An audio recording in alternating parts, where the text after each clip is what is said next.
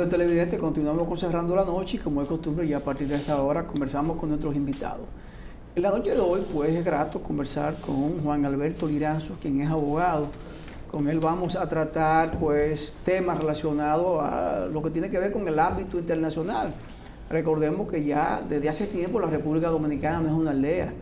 Somos un mundo global donde las informaciones pues fluyen de forma inmediata y lo que pasa en cualquier parte del mundo pues de una forma u otra puede incidir en la República Dominicana.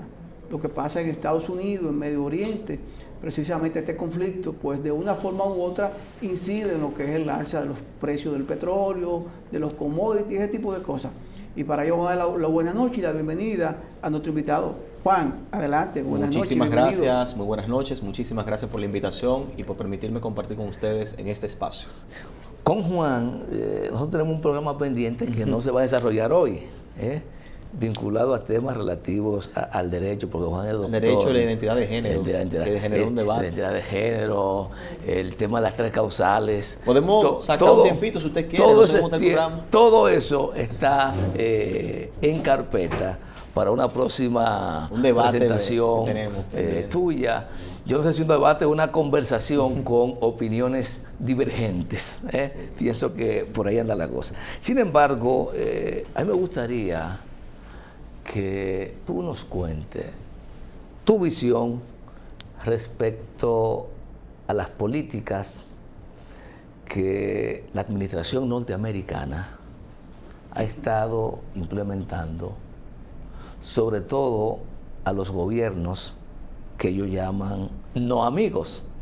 Caso de Cuba, Venezuela, digamos que ha sido lo más reciente, donde la política exterior norteamericana, por un lado, vulneró el derecho internacional y la soberanía de Venezuela, secuestró a un presidente en ejercicio, y con relación a Cuba, tenemos que 67 años de enfrentamiento, de bloqueo, y resulta que en vez de flexibilizar sus políticas hacia Cuba, hay un endurecimiento, un ahogamiento, un asfixiamiento de este país, con la penosa situación de que muchos hermanos latinoamericanos y gobiernos apoyan esa situación. Bueno, pienso que para poder analizar la situación y la política que lleva a cabo los Estados Unidos con el resto de los países del mundo, debemos comprender cuáles son las posturas de los Estados Unidos y el modo en que Estados Unidos comprende el mundo. Estados Unidos en este momento es la potencia, es el principal país del mundo. Es la principal potencia económica, es la principal potencia militar y es también la principal potencia geopolítica en el mundo. ¿Por qué? Porque es el país que ejerce mayor influencia en todo el orbe. Naturalmente, en algunos aspectos, como por ejemplo el aspecto económico, China parece ser una potencia emergente que está rivalizando con los Estados Unidos en cuanto al comercio universal. Pero todavía los Estados Unidos sigue siendo la principal potencia económica. De hecho, China está como en el tercer país por debajo, en un orden jerárquico, de los Estados Unidos. Estados Unidos sigue siendo el país de mayor Producto Interno Bruto, sigue siendo un país billonario, es un país extremadamente poderoso.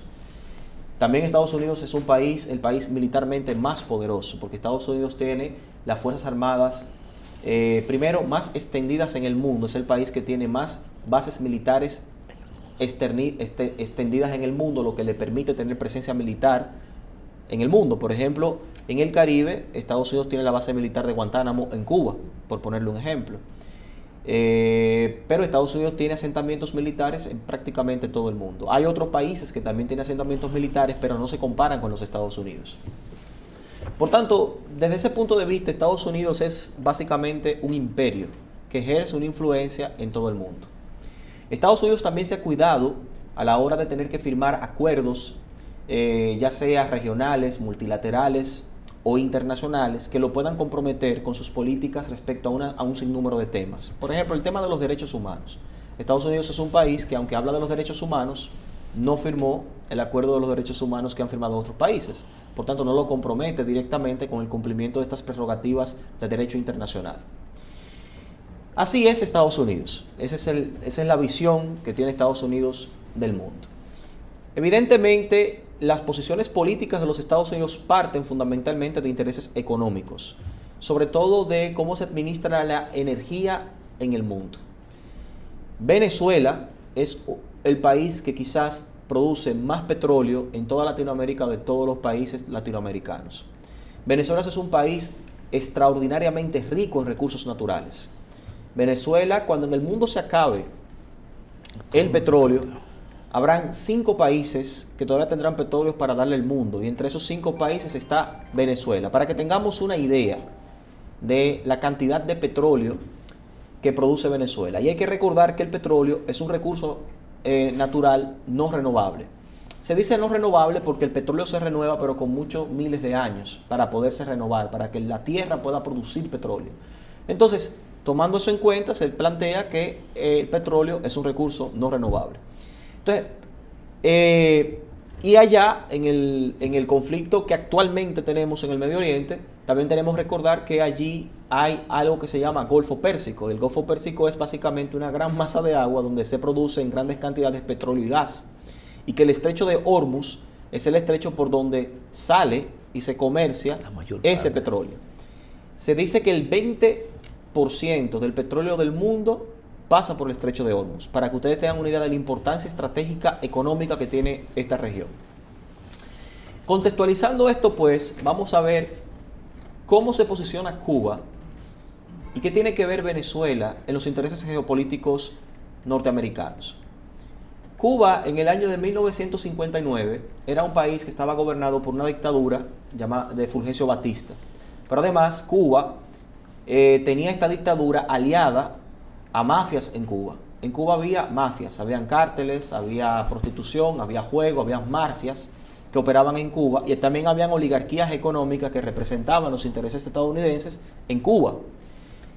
Luego, la Revolución Cubana del año 1959, que es una revolución de este tipo, de esta categoría, que triunfa en Cuba, rompe con este esquema que tenía Cuba hasta ese momento. Decapita la dictadura, pero también, de alguna forma, desarraiga estas mafias que habían en Cuba. Y Fidel Castro inicia un proceso político distinto en Cuba a partir de la revolución, afectando los intereses que tenía comerciales Estados Unidos con Cuba. Eso hizo que Estados Unidos entonces viera a Cuba como un enemigo en la región, pero además laceró las relaciones que había entre Cuba y los Estados Unidos.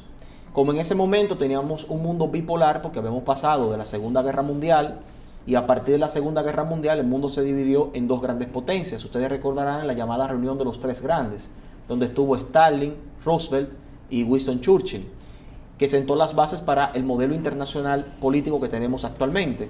El mundo se dividió en 2 grandes potencias, Rusia por un lado y por otro lado los Estados Unidos. Cuba y Fidel Castro no tuvieron otra alternativa que no fuese aliarse a Rusia, ya que las relaciones con los Estados Unidos se habían visto afectadas. Hasta ese momento Cuba había tenido progresos significativos en su modelo político y también había tenido mejoramiento social, porque empezó todo un proceso de saneamiento en Cuba. Mejoró la educación, erradicó el analfabetismo, mejoró la salud, se formaron médicos. Cuba era una especie de referente en el mundo en ese sentido, por lo menos en Latinoamérica. Pero luego, ¿qué pasa? En el año 1989 cae el muro de Berlín, y en el año 1991 Mikhail Gorbachev habla y promueve la perestroika, un cambio de modelo político para Rusia, y vence a los Estados Unidos en esa guerra fría, y Cuba se queda sola, ya se queda sin una potencia que lo respalde. Estados Unidos, frente a eso, había impuesto un bloqueo económico, se dice embargo, pero ese término de embargo es un término eufemístico. Honestamente es un bloqueo, porque Cuba no puede comerciar con ningún país que comercie con Estados Unidos, no puede comerciar con Estados Unidos, no puede ni siquiera negociar una aspirina con ningún país que comercie con Estados Unidos, tiene que producir sus propios recursos. Cuba no puede utilizar el dólar, que es la moneda de referencia internacional, no lo puede utilizar para sus transacciones fuera de Cuba. Estados Unidos también tiene cerrado el acceso a créditos con el Fondo Monetario Internacional y con el Banco Mundial. O sea, es un bloqueo que hay en Cuba. lo que recrudece. El swing internacional tampoco. No, El swing internacional de para el dólar, la no puede, tiene tampoco. bloqueado eso. Entonces Cuba se ve en la necesidad de, en base a un modelo socialista, producir sus propios recursos y también administrarlos. Por eso es que Cuba ha pasado por un proceso cíclico de crisis. Y Estados Unidos, la política estadounidense consiste en cerrarle el cerco lo más que pueda a Cuba para que eso genere una situación de inviabilidad e insostenible en Cuba y que la población cubana se rebele contra su propio gobierno. Eso es lo que está pasando en Cuba, básicamente. Y que ahora, después del caso de Venezuela, lo que sucede en Venezuela, se recrudece ese bloqueo por parte de Donald Trump. Se ha anunciado un recrudecimiento de ese bloqueo y Cuba entonces ha tenido que racionalizar la administración de energía y por eso se están dando los apagones que están ocurriendo ahora mismo en Cuba, porque es un programa de racionalización de energía en virtud de el recrudecimiento del bloqueo de los partes de los Estados Unidos a Cuba. ¿Y por qué es esto? Bueno, porque Venezuela ya no le está suministrando, después de lo ocurrido con Nicolás Maduro, el petróleo que le estaba suministrando a Cuba. Por tanto, es una situación muy difícil para Cuba. En cuanto a Venezuela, bueno, Venezuela era un país que se tornó socialista en los gobiernos de Hugo Chávez. Y también se comenzaron a afectar intereses estadounidenses en Venezuela, sobre todo con el tema del petróleo. Salió con Cuba.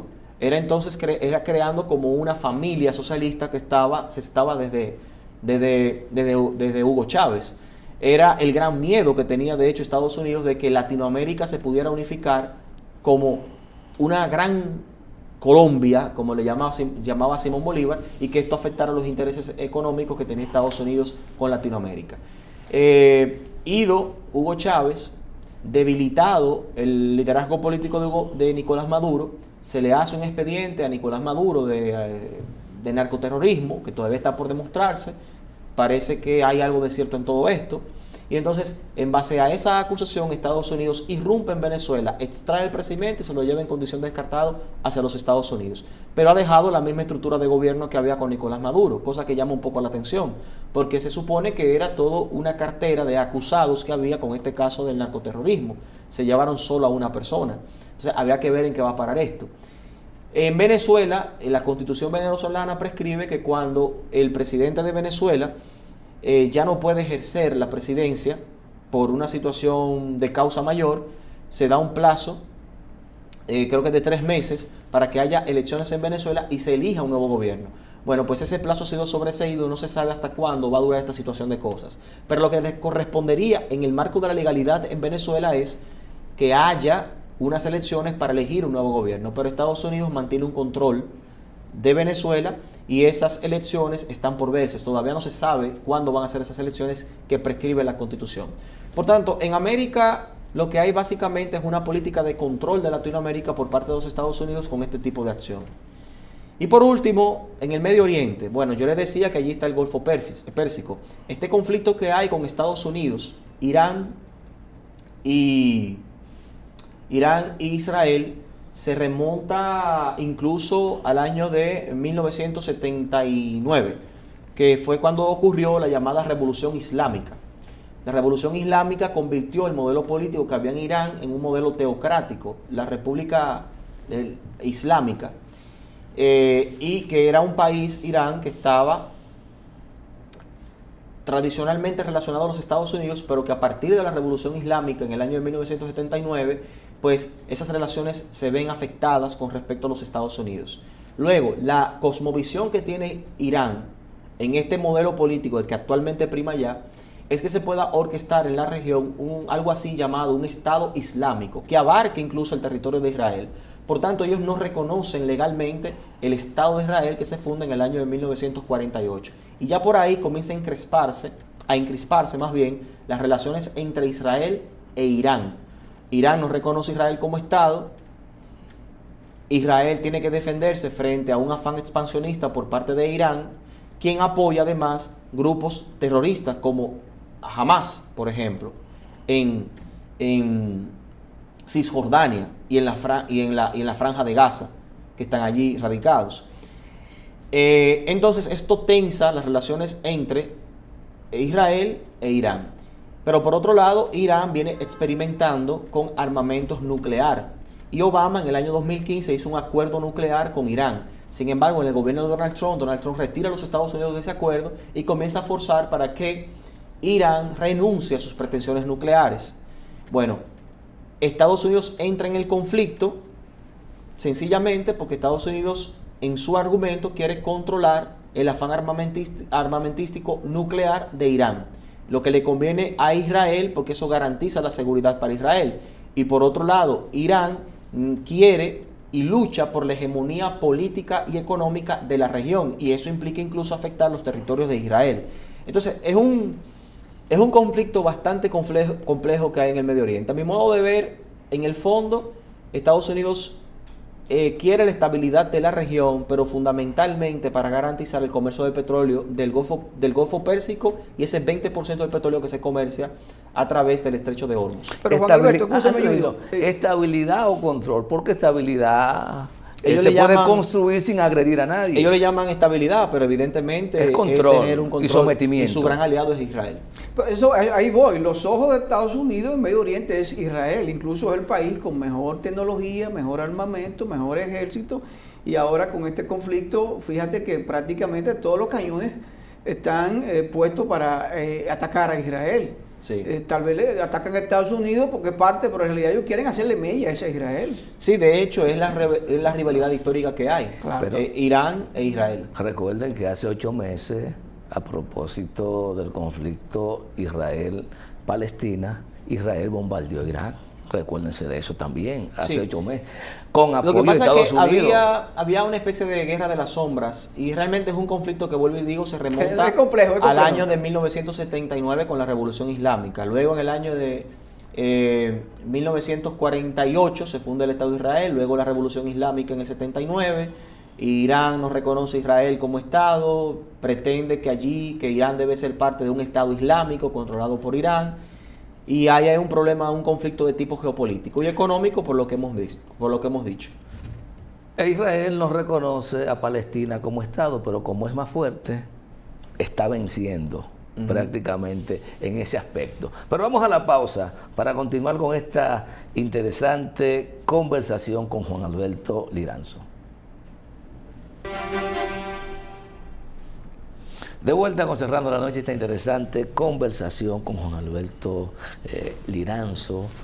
Juan Alberto es fundamentalmente abogado, doctorado en Derecho Penal también, especialista en Derecho Constitucional, Derechos Humanos. Podemos hablar muchas cosas.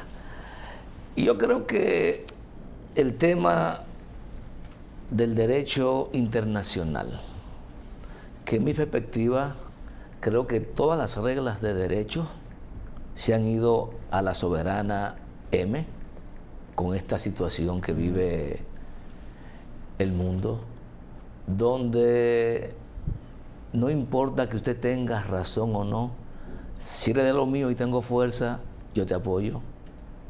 Si no eres mío, puedes tener razón y entonces yo te agredo. Si no me gustan los derechos humanos, no firmo los acuerdos. Si no me gusta la defensa de los derechos ambientales, si no me gustan las políticas que define la Organización Mundial de la Salud, pues yo me salgo de esa vaina. Igualmente con todos los acuerdos internacionales sobre protección medioambiental. Ante una situación como esa, y donde lo que está imperando es la fuerza, no la razón, ¿cómo ves el mundo a largo y mediano plazo? Yo pienso que a largo plazo o a mediano plazo el mundo tiene que buscar alternativas y fórmulas que permitan crear sistemas de consecuencia que comprometan a todos los países. El problema es que en un mundo donde hay superpotencias como los Estados Unidos, tú poder cohesionar a Estados Unidos y poder crear mecanismos que lo supediten a las reglas del derecho internacional es un poco difícil. Porque, de hecho, dentro del mismo marco del derecho internacional, cuando un Estado no firma un acuerdo X, ese Estado no está comprometido a respetar ese acuerdo. Y hay que respetarlo. ¿Por qué? Porque los Estados son soberanos. Por tanto, es un derecho que se adjudica el Estado, cualquiera que sea, de firmar o no un acuerdo cuando no le conviene. Porque en principio lo que debe primar en un país es la soberanía del Estado que está reglamentada por la constitución de ese estado. Luego, si un estado decide suscribir un acuerdo, pues efectivamente ese acuerdo va a tener no igual jerarquía que la constitución, pero sí van a tener sus preceptos categoría prácticamente constitucional. Sí, porque tiene vinculante. Tiene rango constitucional. Y es básicamente vinculante. Hay una discusión con eso. O sea, hay una larga discusión de que si los acuerdos internacionales tienen jerarquía constitucional o si deben estar supeditados a la Constitución. Bueno, yo pienso que en la práctica deben estar supeditados a la Constitución. Claro, debería ser la norma. Porque lo que ocurre es que el Estado es soberano. Uno de los elementos constitutivos del Estado es precisamente la soberanía del Estado. Y cuando un Estado firma un acuerdo, ciertamente se compromete, pero también hay un tribunal constitucional que está llamado a la revisión de los tratados internacionales y del Congreso también, el Congreso sobre todo, para poder evaluar la constitucionalidad, ese control a posteriori de los tratados internacionales en materia constitucional. Por tanto, en la práctica hay un órgano de control de los efectos que detiene los tratados internacionales que están supeditados a la Constitución. Pero entonces, una vez homologado y pasado el sodazo, la propia Constitución le da rango. Una vez homologado, pero también hay un control a posteriori de los tratados internacionales, un control constitucional a posteriori de los tratados internacionales. Y cuando se detecta que un tratado X puede lacerar preceptos constitucionales que tiene un Estado, el Estado puede perfectamente pero está el control preventivo, retirar. El control preventivo también para evitar eso, fundamentalmente. El control preventivo. También la capacidad que tiene el Congreso para consultar preventivamente sobre la constitucionalidad o no de un tratado internacional. Entonces, en un marco como ese, el derecho internacional es fundamentalmente el derecho que rige las relaciones entre Estados, pero entre Estados soberanos, naturalmente. Y en una situación de guerra y sobre todo de escalada de la guerra, muchas de las condiciones que se prescriben en el derecho internacional se ven sobreseídas. Pero incluso hasta la guerra tiene una normatización.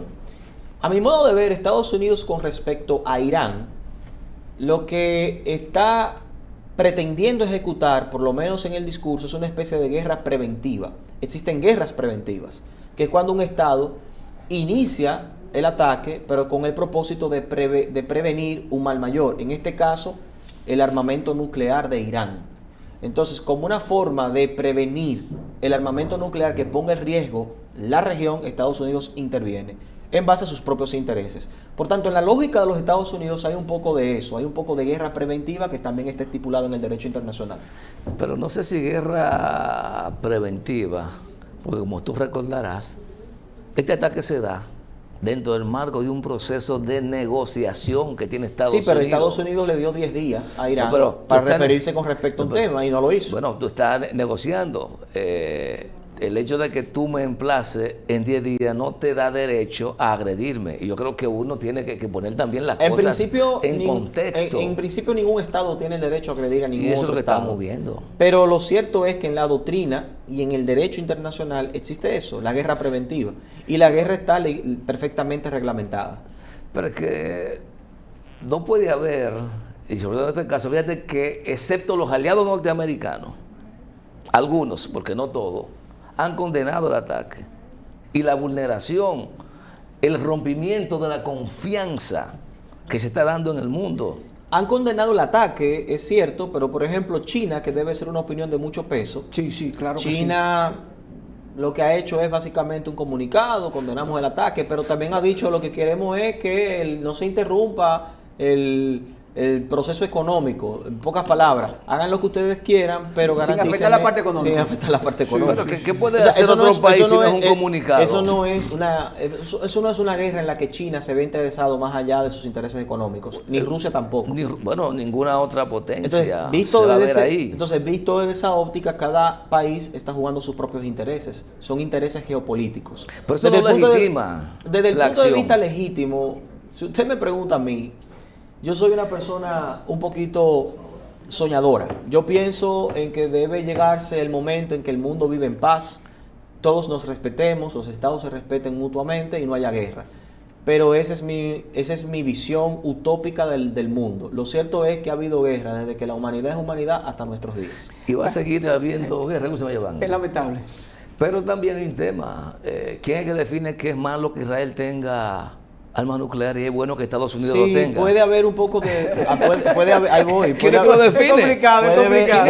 Puede haber un poco de doble moral por parte de los Estados Unidos porque, usted le preocupa el armamento nuclear Irán, pero ¿y los suyos? Exacto. O sea, ¿qué otro país ha tirado una bomba atómica en el mundo? No nos podemos sentar en una mesa a hablar de desarme nuclear cuando todos no deponemos nuestras armas. Yo pienso que todos tienen que deponer sus armas, pero Estados Unidos habla desde su posición de imperio. Claro. Y ahí la cosa es difícil. Y entonces no hay muchos países que hayan utilizado armas nucleares, ¿verdad que no? Estados Unidos eliminó 2 grandes ciudades, Hiroshima y Nagasaki, durante la Segunda Guerra Mundial con bombas nucleares.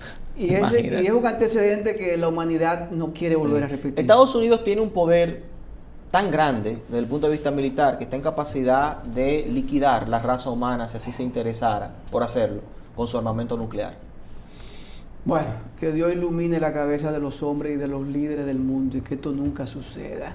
Gracias, Juan Alberto Liranzo, por compartir con nosotros pues estas importantes puntualizaciones de lo que es la política internacional, de lo que son esas relaciones entre los estados que debe primar y que pues a veces se rompe, se corta por un asunto, yo diría que económico, casi la mayoría de las veces. Así que muchas gracias. Gracias a ustedes.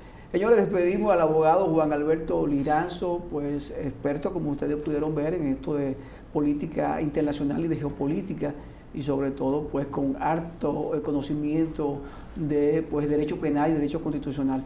A ustedes gracias por la sintonía. Este equipo encabezado por Junior Espinosa y quien les habla, Giovanni Almonte, nos despedimos. Y será pues hasta mañana.